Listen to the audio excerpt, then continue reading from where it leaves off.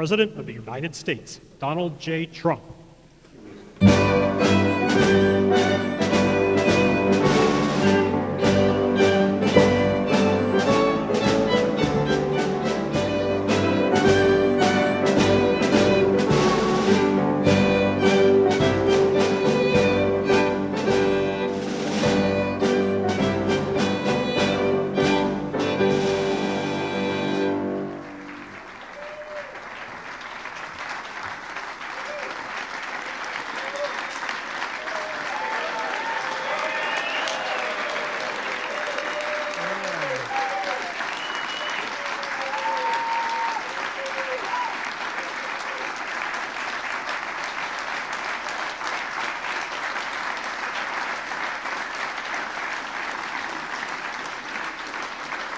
Clean, beautiful call. Clean, beautiful call. We love clean, beautiful call, don't we, Doug? Huh?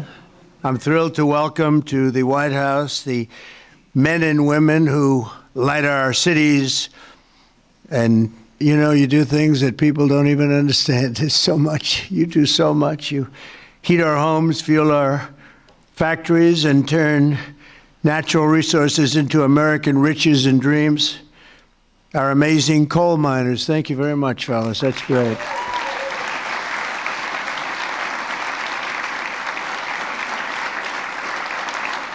And I know you well. I know you well. I think I get about 97% of your vote. And you wouldn't want to do anything else. You wouldn't switch with a guy who had a beautiful penthouse apartment on Fifth Avenue. You wouldn't switch with that was me. I had a nice, easy life. And now I decided to do this. But you know what? We just hit the highest price in the history of the stock market, 50,000. And a lot of people are getting rich with your 401ks and everything else. So our country is back. We have the hottest country anywhere in the world. So it's pretty cool, right?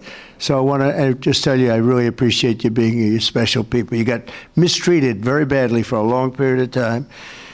But you've never had a better friend in the Oval Office than me. And I'm proud to officially named the undisputed, when did this come out, Mr. Speaker? The undisputed champion of beautiful, clean coal. We have to proceed. Always, I don't use the word coal. It needs a PR job because it had a bad reputation for a while. So we're not allowed to say the word coal anymore. It has to be preceded by beautiful, clean coal, okay? We're cleaning it up. Very good. And we're delighted to be joined by Secretary Doug Burgum, who's done a fantastic job from the great coal mining state of North Dakota.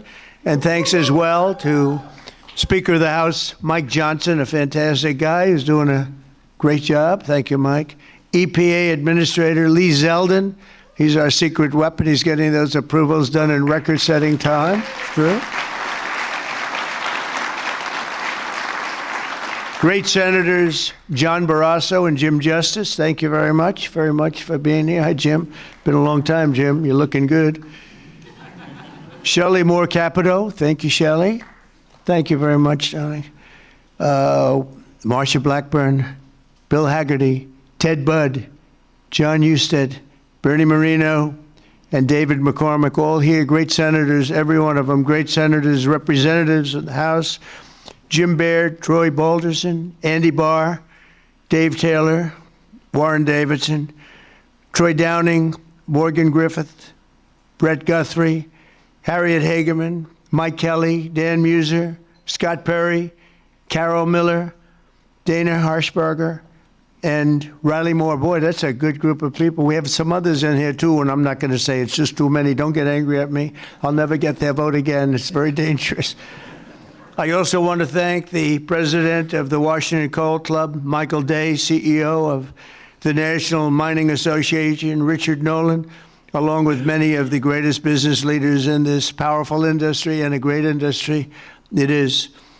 But of course, the most important people here today are those who get their hands a little bit dirty to keep America running at full speed, our frontline coal workers, and I'm pleased to report that in the first year of my presidency, real wages for the typical miner increased by more than $2,200. I'd say that's pretty good, right?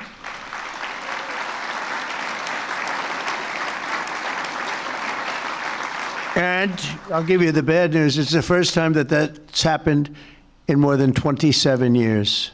All right? Those other presidents didn't take good care of you. They didn't take good care of you at all. They didn't realize what they had. The last time many of us were together, I signed a historic executive order to ensure that America's beautiful clean coal plants would keep running when we need it most, and that's 24 hours a day in rain, sleet, and snow. You know, coal can operate when other substances can't. The Biden administration, he had no clue what he was doing. Shut down dozens of coal plants. They shut them down. Literally, it seemed like one a week, one a day. They were shutting them down left and right as fast as you could. They were paying people to shut down a coal plant. And if we had stayed on the ruinous path, we would have seen mass suffering and rolling blackouts all over the country. We would have had blackouts right now all over the country. We would have had a country that, worse than blackouts, every other thing would have been wrong with it too, with all of the horrible things that took place at our border. And right now our border is 100% secure. First time in the history of our country, actually. And you see it all the time. So instead, when large parts of our country were hit with winter storms, it was coal that kept the power on, and it was coal that never was bothered by cold weather, warm weather. It's never bothered by anything. It just keeps on chugging, right? During this vicious storm, and they had some really bad ones, coal generation surged 31%, while solar and wind totally collapsed. I'm not a big fan of those crazy windmills that are all made in China. You know, they're made in China, but not used by China. Let's look for a couple of wind farms in China, see if you can find one. They sell us those things for fortunes, but we don't do them anymore. Have we done any this year, Doug? We're not going to do any, hopefully for 4 years in this country. They're losers. They lose. You're supposed to make money with energy, not lose money with energy. And they lose a lot of money.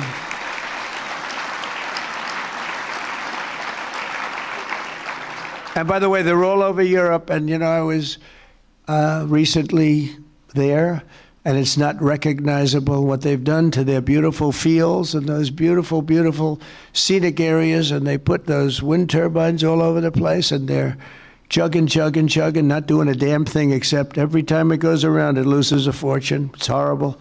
They've lost their way. Not recognizable. And then I wonder why they don't like me over there. But you know who likes me over there? The people like me over there, I can tell you, because they know I'm right. More than 200 million Americans across 35 states were impacted by the storm, and the only reason most were able to take a hot shower was thanks to the power provided by the most reliable, dependable, and really dependable form of energy that we have, and that's clean, beautiful coal. Biden and the radical left wanted to abolish coal. They did everything they could, everything possible. But on day one of this administration, I ended the war on coal. We terminated the Green New Scam, and we withdrew from the unfair, one-sided Paris Climate Accord. That was another beauty we had. We paid $1 trillion. Nobody else had to pay 10 cents. Already I've saved 74 coal power plants from crushing restrictions and closures that would have been forced to shut down in the very immediate future. And today I'm proud to announce that the Tennessee Valley Authority has taken action to save 2 major coal plants in Tennessee. Tennessee Valley Authority.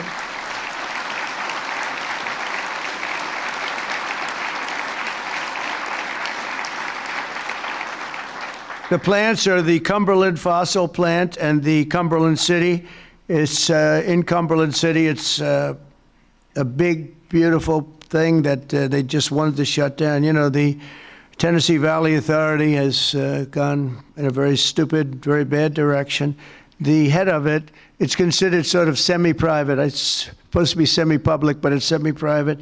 It's the highest paid government-type official in history. I think they pay them $10 million a year. They're paying them $10 million. I think the Speaker of the House wants to resign and head the Tennessee Valley Authority. And he could do a much better job, I can tell you that. Is that right, Doug? They pay him $10 million a year. Can you believe it? Well, Trump is on the scene now. We're going to make his life miserable. $10 million. I wonder what he got before he got that job. Probably making $150,000, right? And the Kingston fossil plant in Harriman, Tennessee, so they're going to remain open and they're going to be vibrant. They're going to be improved, built up, and continue to do all the things that they do. These two plants were slated for termination, but we're going to save over 450 jobs by keeping them going and going strong. In addition, I'm directing the Department of Energy to issue funds to coal plants in West Virginia, Ohio, North Carolina, and Kentucky to keep them online and keep those plants open. Right, Jim?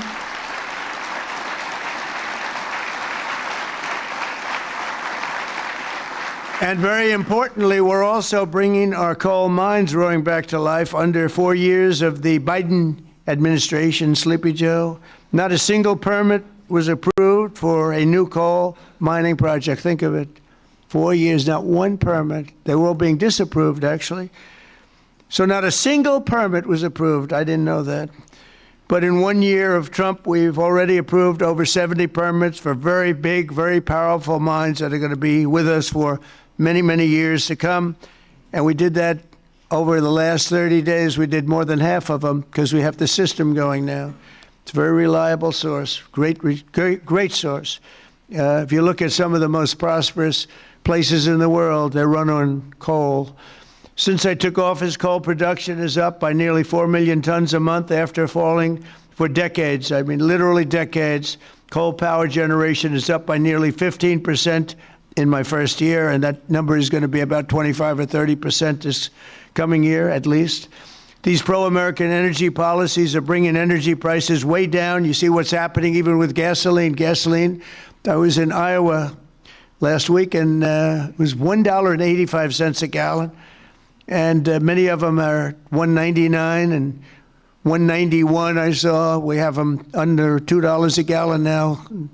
A little while ago, just a year and a half ago, they were at $3.50, $4, $4.50. In California, $7 because of the crazy taxes. Coal is one of the lowest price energy sources, and it's probably considered by almost everybody to be the most reliable. It requires no subsidies because you make money with coal. More coal means lower cost and more money in the pocket of the American citizens and in the pocket, frankly, of the United States of America. That's not bad. Every once in a while, we have to take care of our country, right? With us today is Kayla Blackford, who drives a haul truck at Bear Run Mine in Duggar, Indiana. Great state. We love Indiana. I only like states that are one so big, you know. I want to pick no, I like them all. Where she has worked for 5 years, and she's joined by her wonderful husband, Eric, who also works at the mine, and their really incredible son, Isaac. And Kayla, if you could come forward, I'd like to just have you say a few words, please. Come on up. Where's Kayla? Kayla, oh, hi, Kayla.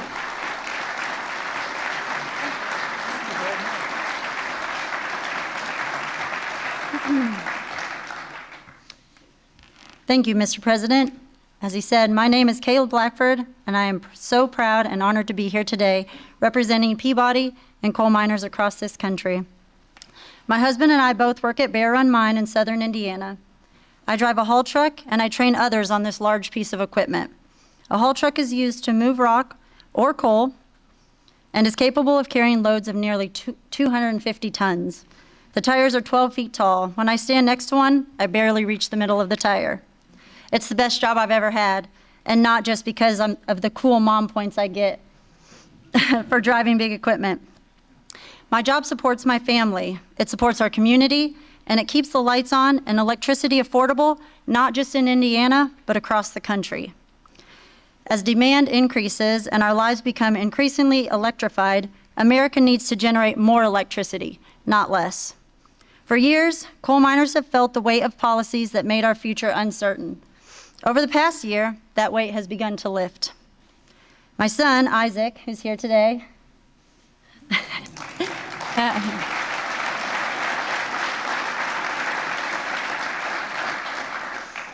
has friends whose parents also work at Bear Run. And when you grow up seeing huge mining equipment from the road, like Isaac and his friends do, you dream about the day when you get to run that equipment. When a mine closes, families don't just lose their jobs. They're often forced to leave their communities, their schools, and their support systems behind. The common sense policies to keep coal plants running implemented by this administration mean that my husband and I can keep working, stay where we are, and continue raising our son in our community that we call home.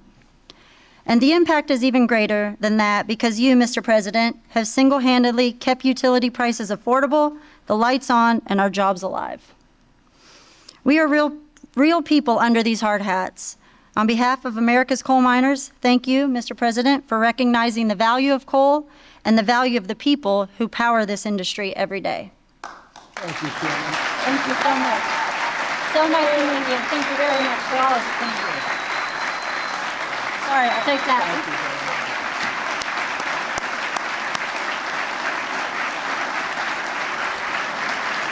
Good job.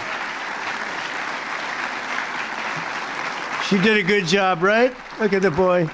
He's so proud of Mom, huh? Did a good job? Couldn't do better, right?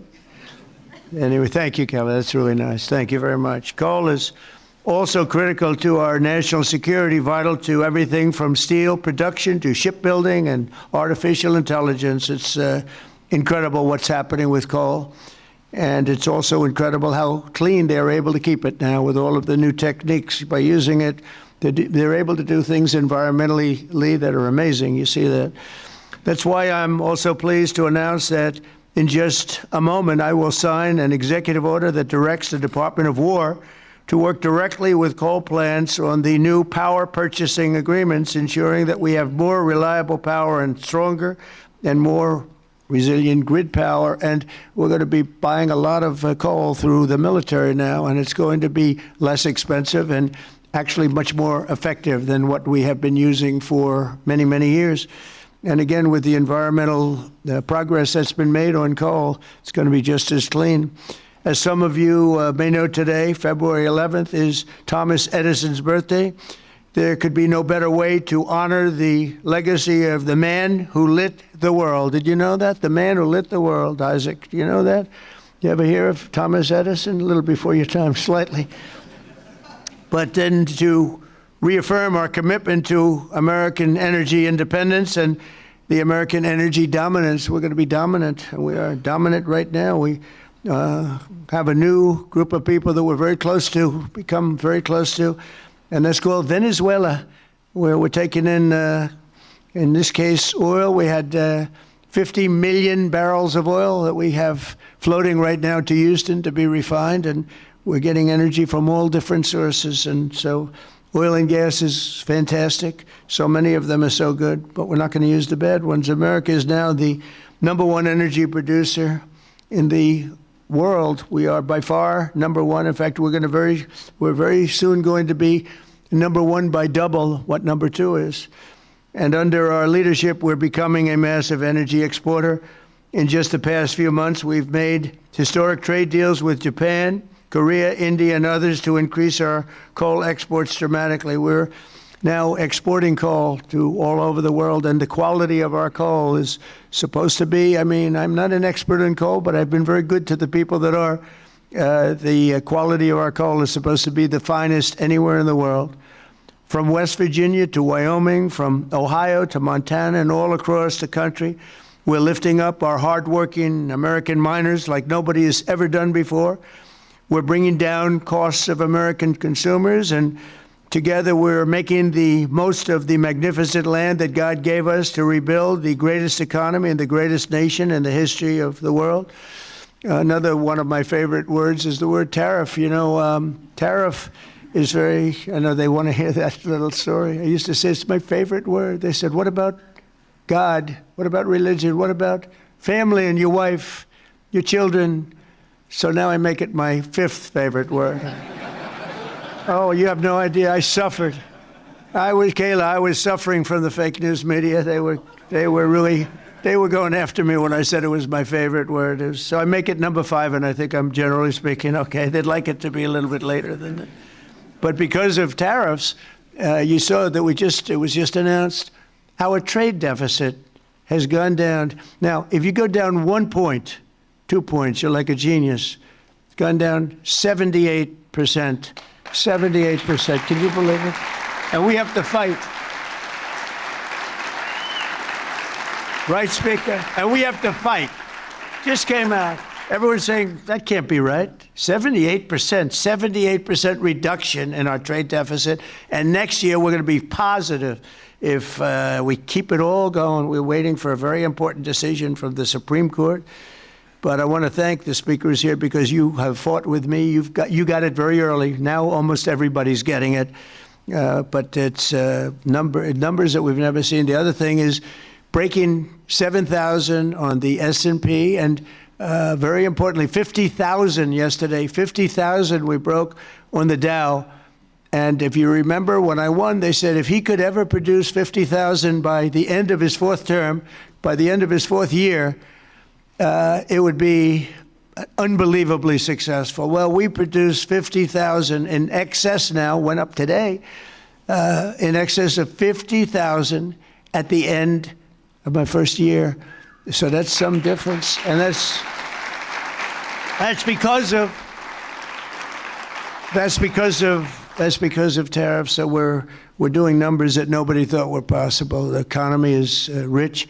I tell the story that in Saudi Arabia, the king said, you know, sir, a year and a half ago, we were all saying you were a dead country, and now you have the hottest country anywhere in the world. That's true. We're the hottest country anywhere in the world. And a lot of reasons.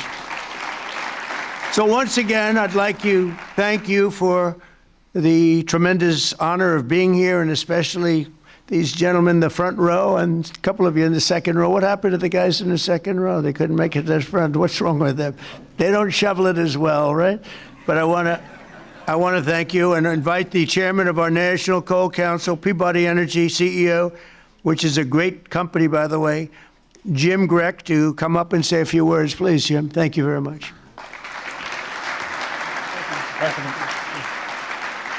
Taylor's a tough act to follow. Mr. President, we stand here today representing the thousands of coal miners across the country to express our deep gratitude to you, sir, for the actions you've taken to support our industry. Your leadership and decisive actions have sent a powerful message. We have a president who, more than any other, deeply understands the importance of coal in supporting the future of this nation. Sir, you know what most people don't. The U.S. has more energy in its coal than any nation has in any single energy source. We have more energy than Russia has in its gas, and we have more energy than Saudi Arabia has in its oil. Yet before you, sir, presidents were afraid to allow coal to help keep electricity abundant and low cost. And Mr. President, that changed with you. We saw the impact of your wise policy in real time during the recent winter storm as temperatures plunged and demand surged. The coal plants you directed to keep open provided the stability and resilience that the grid needed. And today, thanks to your leadership, sir, we are working with your administration on the potential to build new coal-fueled power plants and having coal emerge as a source of rare earth elements and critical minerals that are essential for our national security and economic future. And because of you, sir, the mining towns that once feared for their futures are seeing new investment, renewed optimism, and a sense of pride restored. Families feel more secure, local businesses are growing again, communities that had been written off are reinvigorated. For the thousands of workers across this industry, your support has meant more than policy, sir. It has meant dignity, stability, and the recognition that their work matters in making America great again. So, sir, Mr. President, on behalf of Michael Day, the chairman of the Washington Coal Club, and all the coal miners across our great country, I'd like to ask there's some executives and coal miners are going to join us on stage, and we are going to present you an award, sir. Oh, it's good. Thank you very much. Thank you.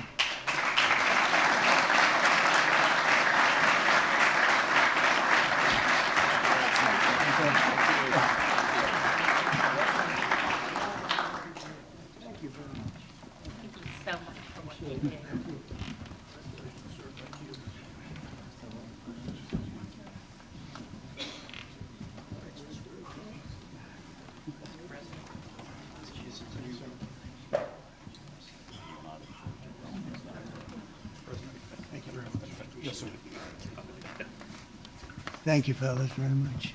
Thank you, Mr. President. Sir, to show our appreciation, the trophy says the undisputed champion of beautiful clean coal. Thank you, sir.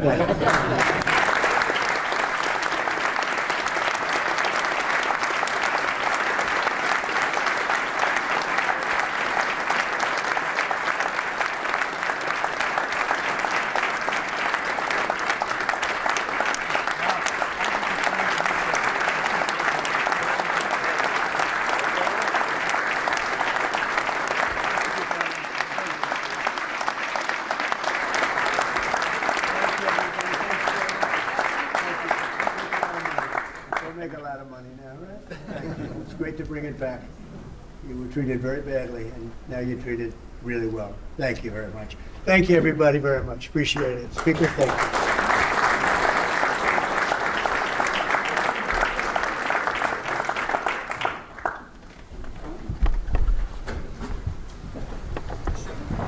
you. We don't use auto pens.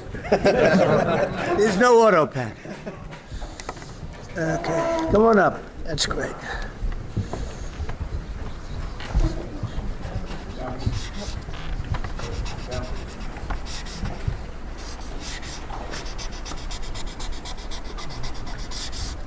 Okay. Here you go, fellas. Take these. Take these, guys.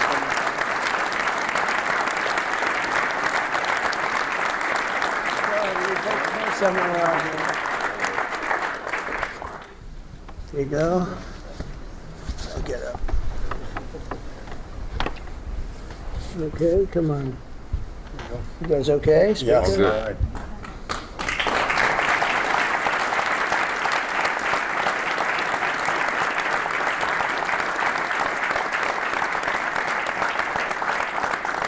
Thank you very much. Good. Thank you very much, folks. Good luck. Make a lot of money. All right. Have a good time. Thank you.